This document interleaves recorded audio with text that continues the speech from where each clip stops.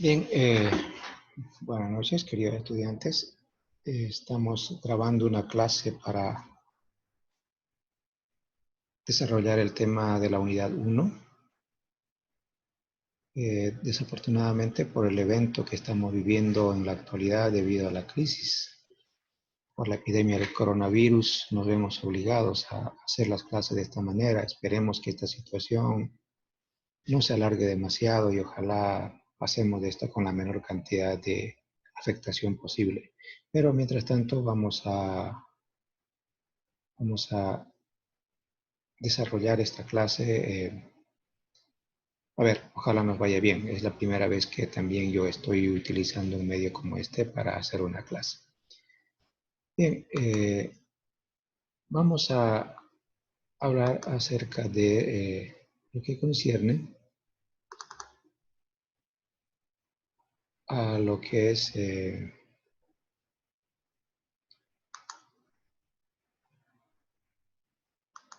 la biología celular.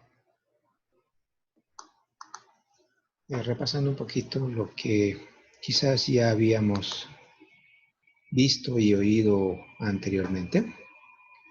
Esta es la pantalla, espero que todos la puedan estar viendo. Estamos en el tema de generalidades, organización y estructura. Bien, habíamos comentado anteriormente que la mayoría de las células, y como lo sabemos también, no se pueden ver a simple vista. Entonces, son muy pequeñitas y hay que recurrir a otras unidades de medición para poder acceder a ellas, para poder verlas y estudiarlas. Consiguientemente, vamos a aclarar inicialmente algunas cosas generales, como las unidades en las que se miden las células para que vayamos entendiendo cuando hablamos de tamaños, estructuras y otros elementos celulares, ¿no?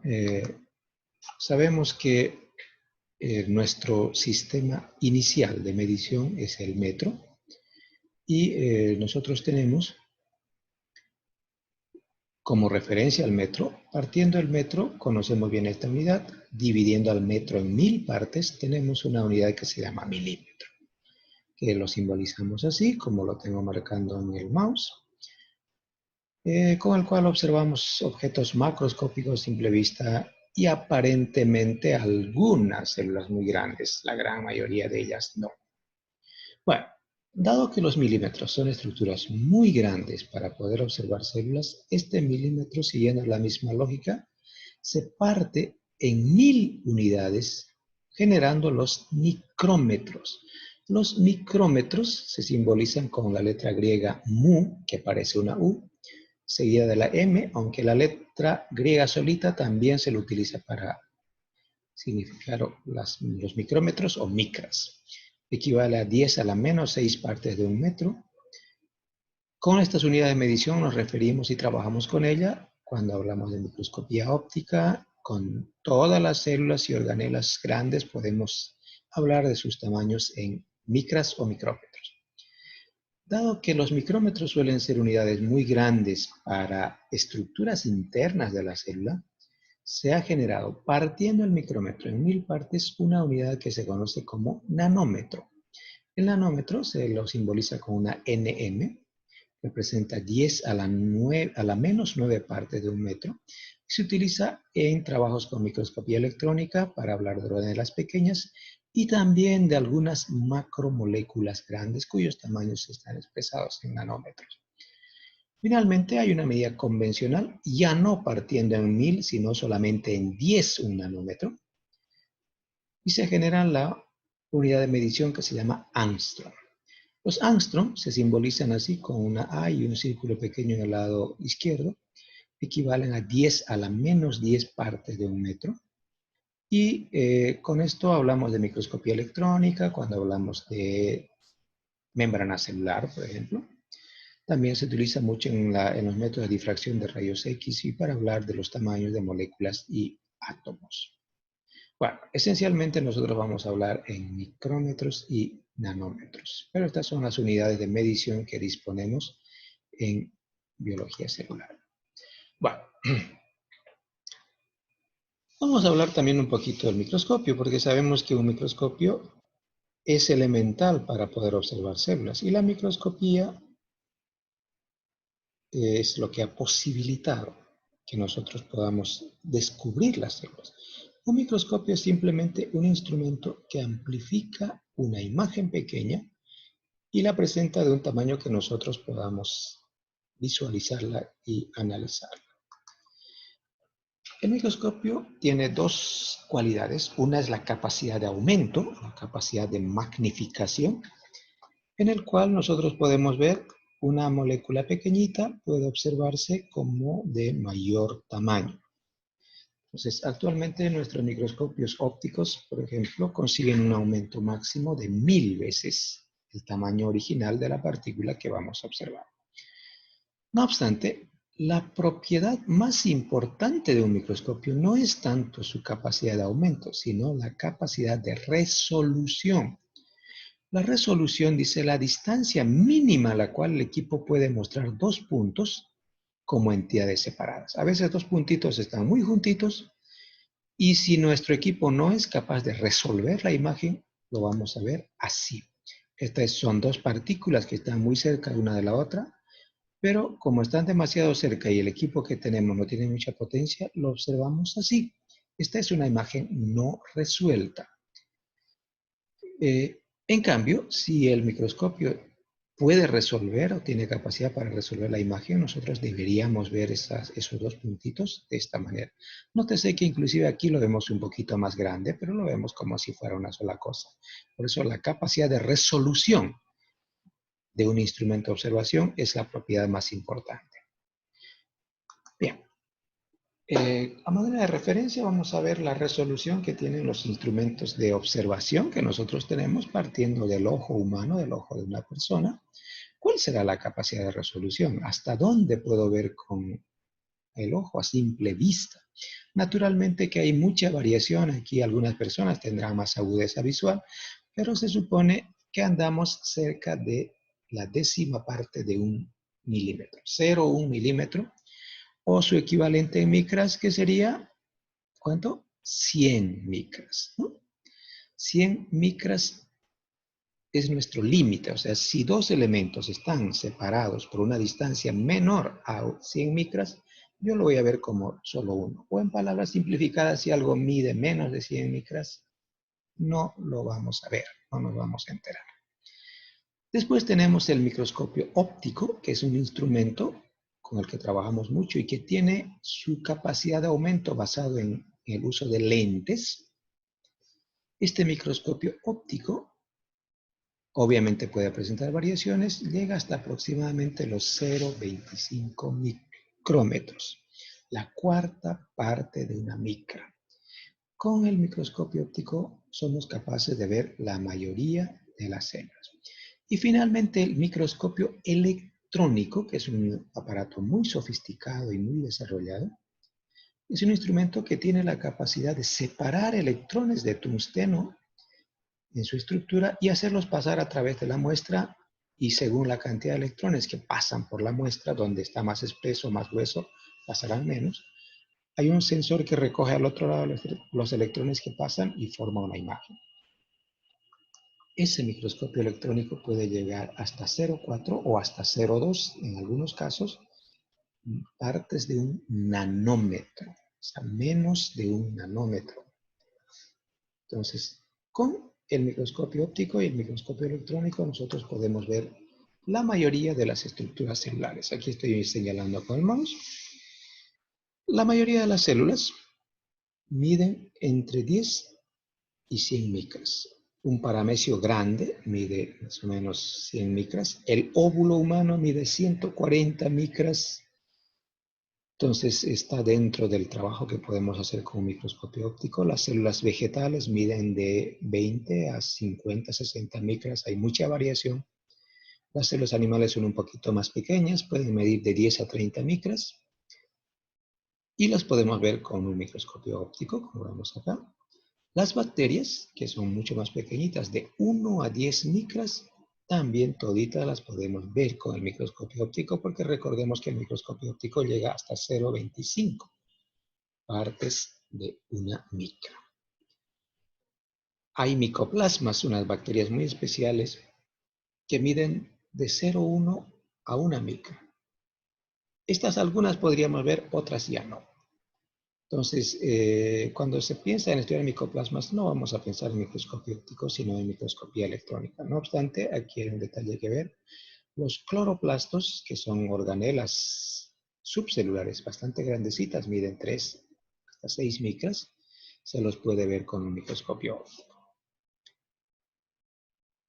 Por debajo de eso, partículas como los virus, que miden cerca a los 100 micras. Los más grandes pueden llegar hasta 300 nanómetros, perdón, no micras. Los virus no pueden ser observados con microscopio óptico. Tenemos que pensar en microscopía electrónica. Las partículas internas, como los lisosomas, como los ribosomas, los microtúbulos, etcétera, se observan con microscopio electrónico. Asimismo, un microscopio electrónico nos permite observar algunas moléculas grandes, como el ADN, que podrían tener un espesor de 2 nanómetros. Se observa muy poquito, pero se observa. Algunos podríamos, en teoría, observar fosfolípidos, que miden alrededor de 2 nanómetros, y algunas moléculas pequeñitas. Hasta ahí llegamos con el microscopio electrónico. Pero nosotros, para observar células, vamos a trabajar con microscopio óptico y vamos a ver desde estructuras internas como cloroplastos y mitocondrias hasta todas las células que queremos observar. Bien, vamos a hablar ahora un poquito de los aspectos históricos que contribuyeron a la célula, al desarrollo de la biología celular, pero vamos a señalar solamente aquellos aspectos o hechos que se consideran muy relevantes. Fíjense que la célula fue descubierta y estudiada mucho después que los órganos, y se desarrolló mucho después de la anatomía y la fisiología. Para hablar de célula tenemos que hablar necesariamente del instrumento que nos permite observarlo. Zacharias Hansen, un comerciante de telas holandés, por el año 1590 más o menos, poco más, poco menos, no es muy clara la historia en ese respecto, inventó un instrumento para aumentar el tamaño de los objetos que observaba porque le interesaba ver la calidad de las telas que compraba y vendía. Entonces compuso el primer microscopio óptico que utiliza una combinación de lentes, una lente por aquí y otra lente por este lado de acá. Esto se conoce como microscopio compuesto. Obviamente es un instrumento muy rudimentario y bastante pobre, como pueden ver, pero dio la idea de cómo podían generarse instrumentos que nos permitieran estudiar estructuras que no podíamos ver a simple vista. Fíjense que aquí dice 1595. Entonces no se preocupen mucho por las pequeñas discrepancias en fechas que pudieran encontrar en diferentes documentos. Bien. 1665, 55 dice acá, se supone que lo observó más o menos por este año, pero fue 10 años más tarde, el 65, que sacó el libro, este señor Robert Hooke, una publicación de un libro llamado Micrografía, donde hacía una colección de cosas que había observado con su microscopio. Aquí existe la particularidad de que entre las cosas que observó, porque observó células de mariposas, de moscas, etc., es un corte fino al corcho, sacando una laminita fina que puso en el microscopio. ¿Qué es el corcho? Seguramente estamos pensando en los vinos, porque evidentemente utilizamos corcho para tapar las botellas de vino. El corcho es la corteza vegetal de un árbol llamado alcornoque. Es una corteza muy gruesa y esponjosa, por eso tiene esa consistencia. Y se supone que este corcho está formado, al ser corteza vegetal, por células muertas, pero células al fin. Y lo que observó fue, como pueden ver aquí, una serie de pequeños celdas, pequeños recuadros. Eran células ya muertas, esto es la pared celular de estas células muertas, lo que quedó. y se refirió a ellas como conjunto de celdas o celdas vacías. Del latín cella, que quiere decir celda vacía, ha sido la base para denominar a estas estructuras como células, como pueden ver. Entonces, un dibujito muy logrado es la primera referencia que se hace a la existencia de una célula. El microscopio de Robert Hooke era un microscopio aparentemente muy elaborado, pero se dice que apenas aumentaba 30 veces el tamaño de los objetos, porque la capacidad del microscopio depende, hemos dicho, del poder de resolución que tiene. Bien, vamos a continuar. 1674, más de unos 10 años después, aparentemente, un holandés también, Anthony van Leeuwenhoek, fabricó un microscopio. Fíjense qué microscopio más rudimentario y más simple. Pero él puso una lente muy bien tallada aquí en el punto donde estoy señalando con el mouse. Más exquisito ponía la muestra. Era una lente de más aumento que el que tenía Robert Hooke, que aparentemente era más sofisticado. Con este microscopio, el señor Robert Hooke, el señor Leeuwenhoek, observó varias cosas y entre ellas una gota de agua estancada. En la gota de agua estancada observó obviamente protozoarios, algas, organismos con capacidad de movimiento que él denominó como animálculos. Y él pensaba que eran animalitos pequeñitos que iban a ir creciendo y que se iban a convertir después en organismos grandes. Este fue un señor bastante curioso, a pesar de que era comerciante, y se supone que observó muchas cosas, se sacó muestras de sangre, se consiguió muestras de semen, que también vio los espermatozoides en movimiento.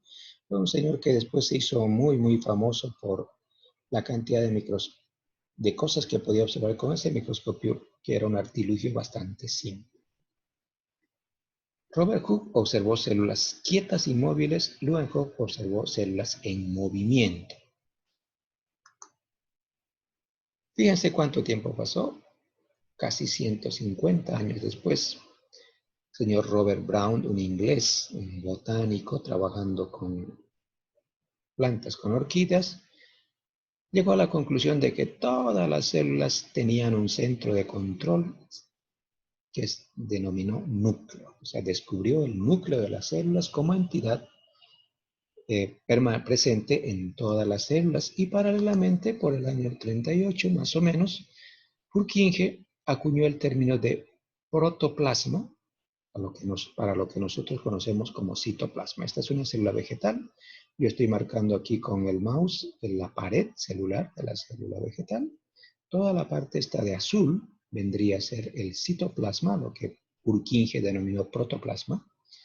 Y la parte del gránulo central grande visible viene a ser el núcleo con un nucleolo claramente visible de color azul.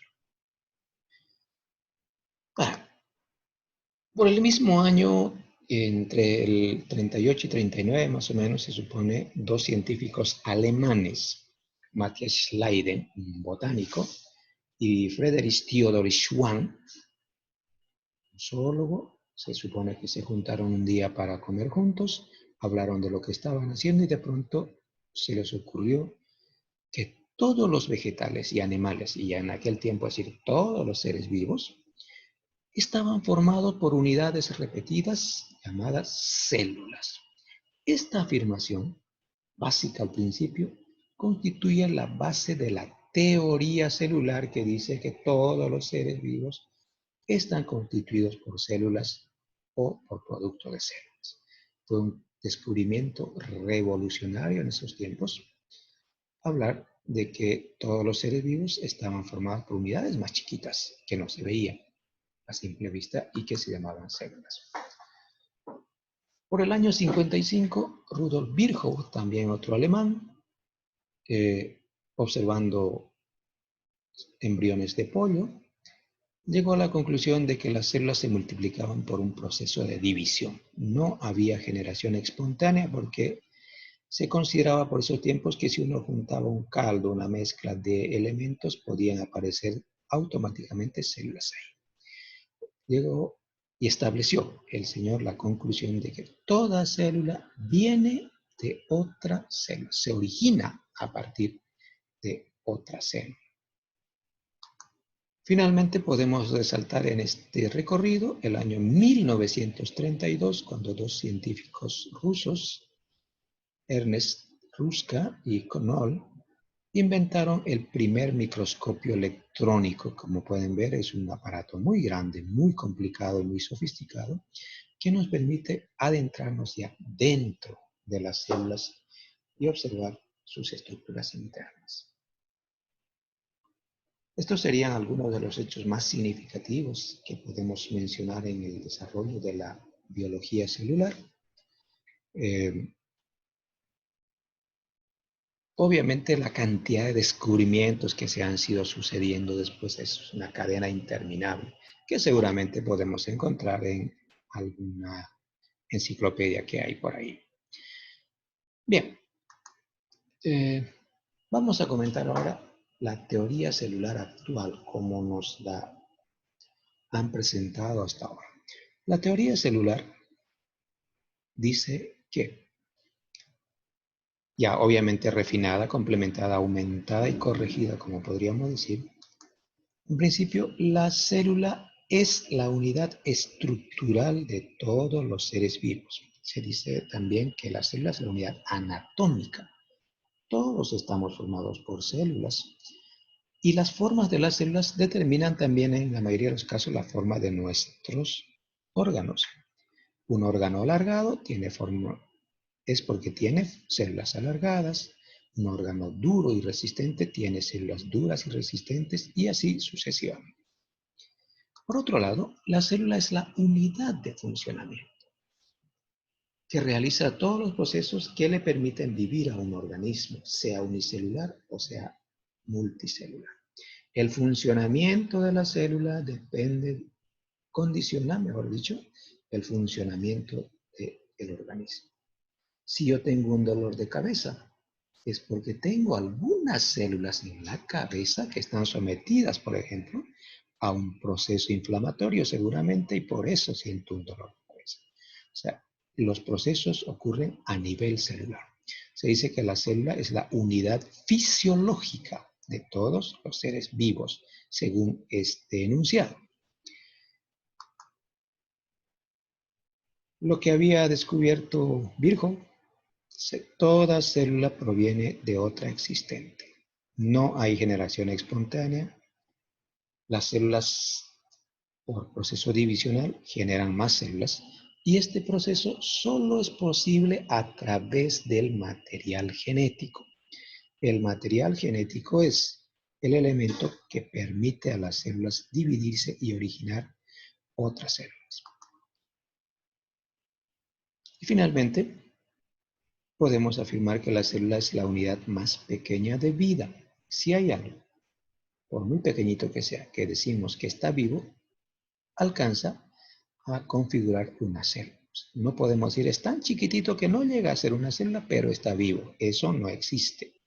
Si está vivo, es una célula y presenta las características celulares. Esta sería la teoría celular actualizada, con estos 4 enunciados básicos. Bueno, vamos a ver, ¿cuáles son las características generales que tienen todas las células? Todas las células, dice, tienen una membrana limitante, que nosotros denominamos como membrana celular o membrana plasmática.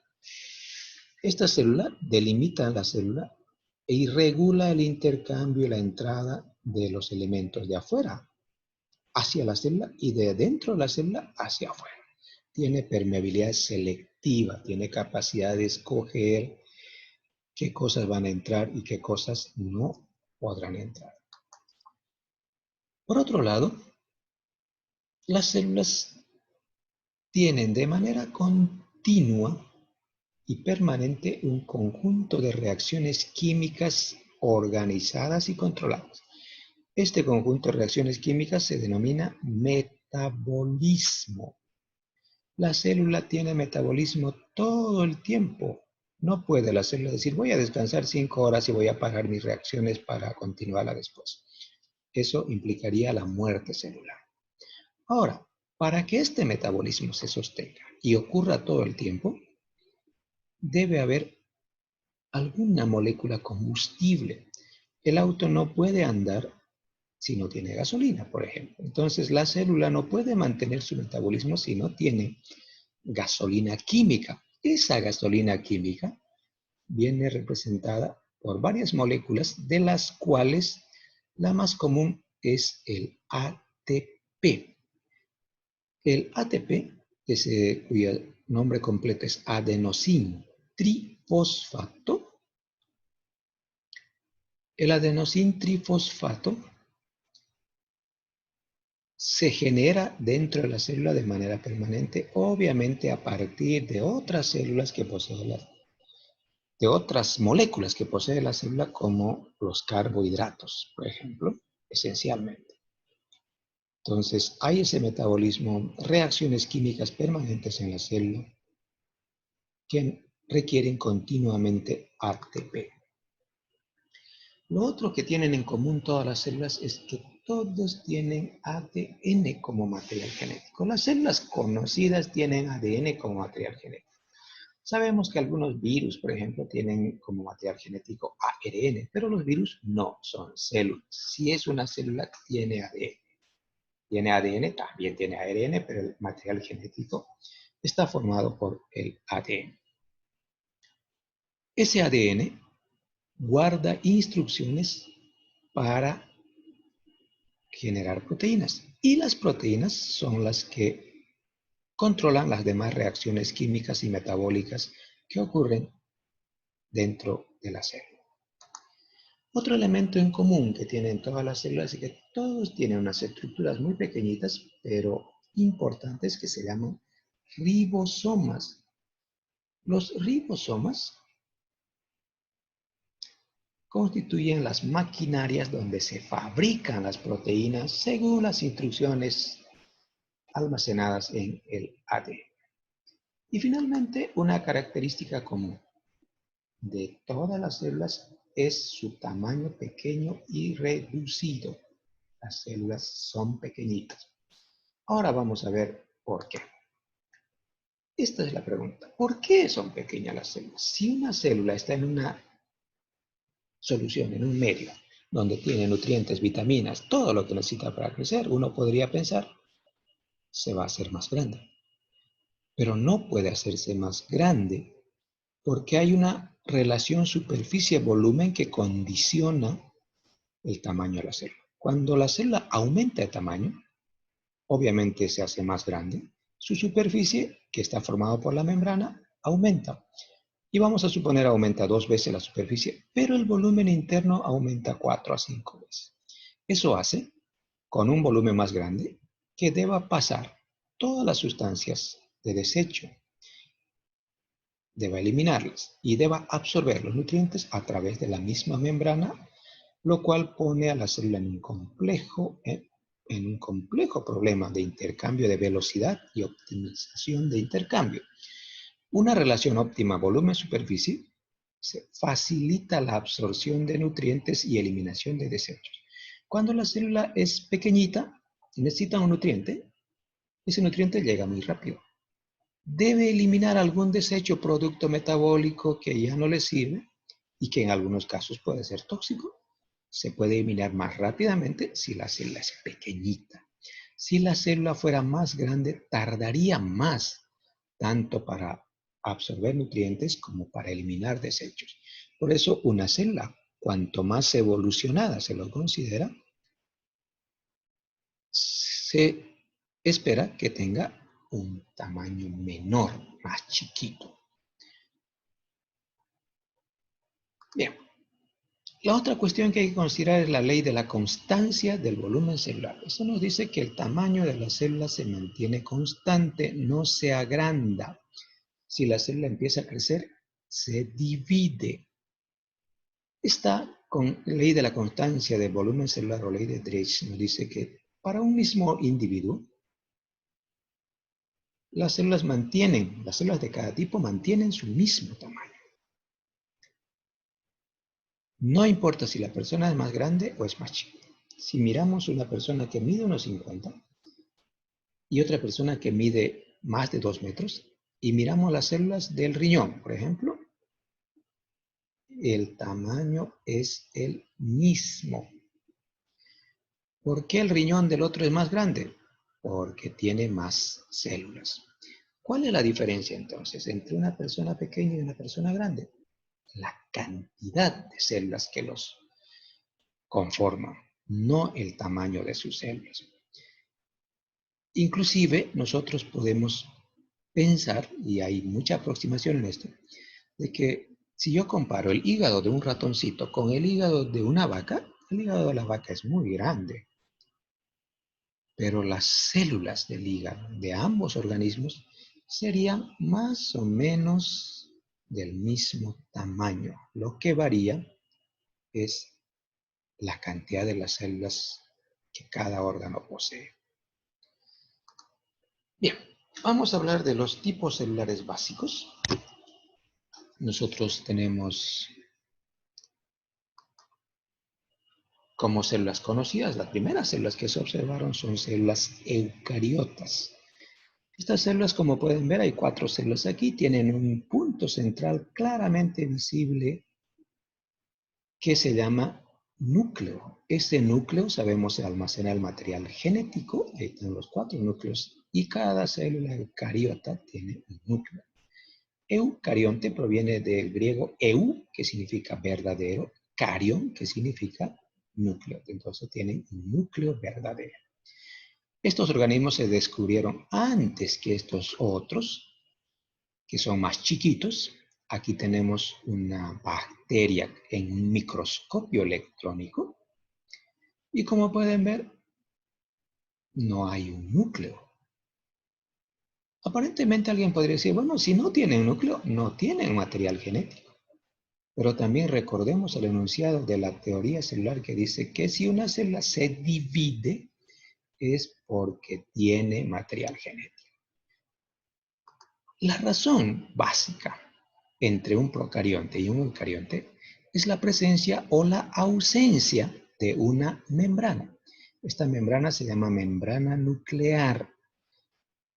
¿Qué separa el material genético del resto de la célula de los eucariontes? El material genético está aquí adentro, confinado en el núcleo, y aquí no hay. Hay material genético, pero no lo puedo ver, porque está mezclado en toda la célula. Entonces, no hay núcleo. No quiere decir bajo ningún punto de vista que no haya material genético. Una representación grosera de lo que es una diferencia básica entre procarionte y eucariontes. Ahí está la célula procarionte, una bacteria, más grande de lo que es, porque es casi del tamaño de esta partícula, que es una mitocondria. Y ahí está su material genético, no está envuelto, no está compactado, no está encerrado. En cambio, en la célula eucariota, que es más grande, tenemos esta estructura claramente visible, que es el núcleo donde están los cromosomas representados ahí, que representan el material genético de una célula. Entonces, la diferencia básica no es el material genético, aunque obviamente estas células eucariontes tienen más material genético. La diferencia básica es la presencia o la ausencia de una membrana nuclear. Hay otra clasificación a la que debemos mirar antes de avanzar, que es la clasificación de los tipos celulares. Las células pueden considerarse como autótrofas o heterótrofas. Auto quiere decir uno mismo, trofos viene de comida. Entonces las células autótrofas son aquellos que pueden producir su propia comida. Mientras que las células que no pueden producir su propia comida tienen que conseguir comida de donde pillan de lo que sea. Hetero quiere decir mezcla, variedad. Entonces, son células que no pueden producir su propia comida. Pero, ¿qué es la comida? La comida no es el plato de pollo que seguramente alguien podría estar pensando. La comida se refiere a una molécula que le permita a la célula generar combustible, generar ATP. ¿Cuáles son esas moléculas? Hay una variedad de moléculas, pero casi siempre pensamos en los carbohidratos. Los carbohidratos son la materia prima con la que se construye el ATP. Entonces, si la célula es capaz de producir sus carbohidratos, se conoce como célula autótrofa. Si no puede producir sus carbohidratos y debe tomarlos de otros organismos, es una célula heterótrofa. Las células autótrofas utilizan como fuente de energía la energía de la luz que viene desde el sol, como lo hacen las plantas. Nosotros somos heterótrofos porque nuestras células son heterótrofas y necesitamos esos carbohidratos de otra fuente. ¿De dónde los conseguimos? Del arroz, del pan, de la papa, de las verduras, de la carne de vaca que nosotros comemos, por ejemplo. Entonces, autótrofos producen su propio alimento, entre comillas, que incluye plantas. Todas las plantas son autótrofas, todas las algas y algunas bacterias. También, por otro lado, hablamos de los organismos heterótrofos. No pueden producir sus propios carbohidratos, su propio alimento. Por lo tanto, obtienen energía de otras fuentes. Los leones, por ejemplo, no comen verduras, no comen papas, no comen arroz, pero los animales que cazan se supone tienen carbohidratos que han almacenado. Incluye animales, todas las formas animales, incluye a todos los hongos no pueden hacer fotosíntesis, la mayoría de los protozoarios y la mayoría de las bacterias serían organismos heterótrofos. Bien, vamos a ver de lo que está conformado una bacteria, una célula procariota que está representada por las bacterias. Como vemos aquí, estamos señalando, hay inicialmente una pared celular, que es esta parte de acá que yo estoy marcando con el mouse. La capa, la cubierta más externa es la pared celular, que es dura, es rígida.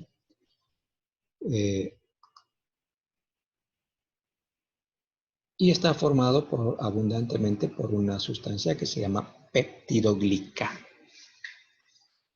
Como habíamos dicho también, las células procariotas no tienen núcleo, el ADN. Una molécula de ADN que está aquí está libre, suelto en el citoplasma.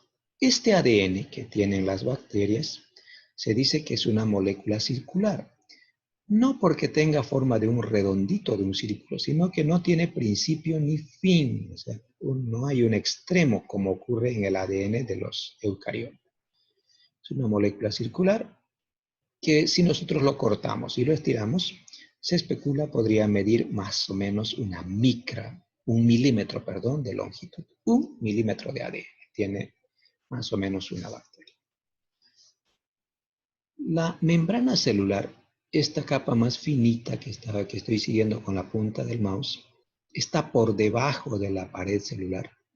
Es la que realmente controla lo que entra y lo que sale.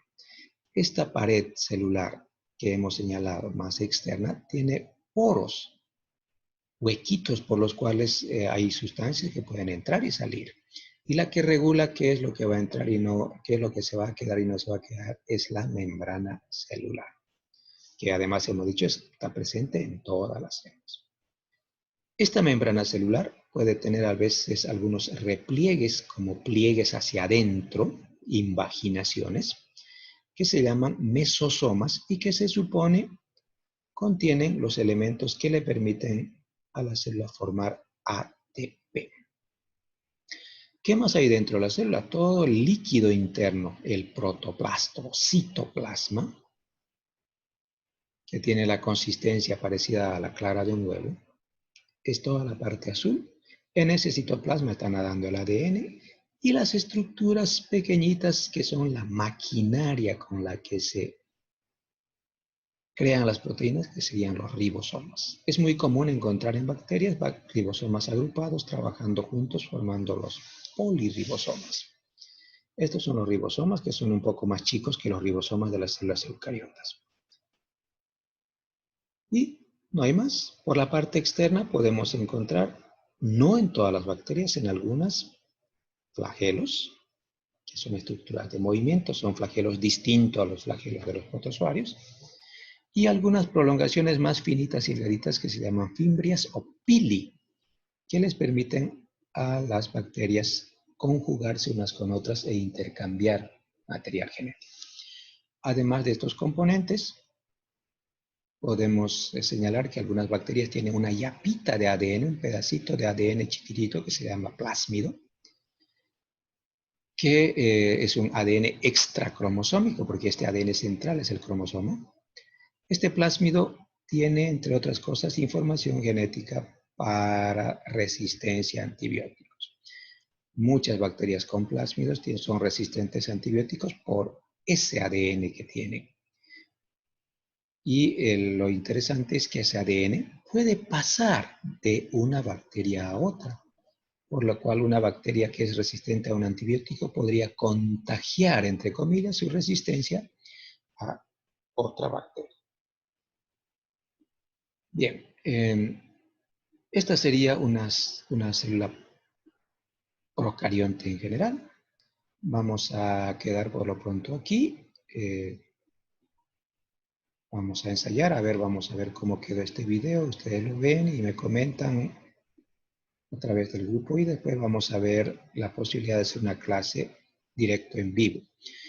El problema es que el programa que utilizamos para hacer clases virtuales en la versión libre solamente nos dan tiempo de 40 minutos, por eso no podemos quedarnos más. Y ahorita ya se van a cumplir los 40 minutos y debo yo entonces terminar esta clase. Muy bien, esto ha sido todo. Muchísimas gracias. Espero que se entienda, espero que les guste. Espero sus comentarios. Ahora les hago llegar el video. Nos vemos en la próxima entrega de material para seguir estudiando.